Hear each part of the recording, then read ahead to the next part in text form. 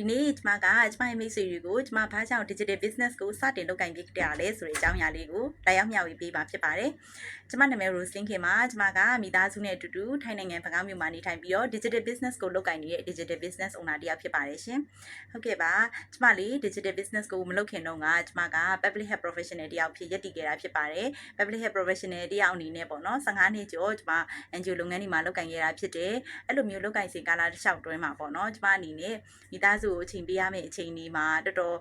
ဒီ balancing လုပ်ရတဲ့အပိုင်းတွေရှိခဲ့ပါတယ်ဒီလိုမျိုးလုပ်တဲ့အချိန်မှာလည်းခီးတွေသွားရတဲ့အပိုင်းတွေရှိတော့ကိုယ့်ရဲ့ကလေးပေါ့နော်တသားကိုအချိန်ပေးဖို့အတွက်ကို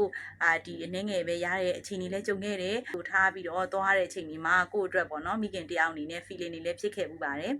ဒီလိုနဲ့ကျမအနေနဲ့အခုတခြားနိုင်ငံတစ်ခုရောက်လာတဲ့အခါကျတော့ကိုယ့်အနေနဲ့ပေါ့နော်လုပ်ငန်းတွေကိုလုပ်ကိုင်မှုရွေးချယ်တဲ့အခါမှာမိသားစုကိုပို့ပြီးအချိန်ပေးလို့ရတဲ့လုပ်ငန်းတွေကိုပဲကျမရှာဖွေဖြစ်ခဲ့တယ်ပြီးတော့ကျမအနေနဲ့ပေါ့နော်ကိုယ်ပိုင်စီးပွားရေးတစ်ခုကိုလည်းစထားခြင်းတယ်ပေါ့ဒါကြောင့်မလို့ကျမအနေနဲ့ဒီ work from home လုပ်လို့ရတဲ့အလုပ်တွေကိုပဲကျမရှာဖွေပြီးလုပ်ကိုင်ခဲ့တာဖြစ်တယ်ဒီလိုနဲ့ကျမအနေနဲ့ဒီ digital business ကိုရှာဖွေတွေ့ရှိခဲ့တယ်ပေါ့နော် digital business တွေကိုတွေ့တဲ့အခါကျမအနေနဲ့စနစ်တကျဝင်ပြီးလေ့လာခဲ့တယ်လုပ်ငန်းရဲ့ business ကဘယ်လိုလုပ်တာလဲကုမ္ပဏီကဘယ်လောက်ခိုင်မာမှုရှိတာလဲကိုယ့်အတွက်အကျိုးမြင့်ဘယ်လောက်တောင်မှရရှိနိုင်တာလဲစတဲ့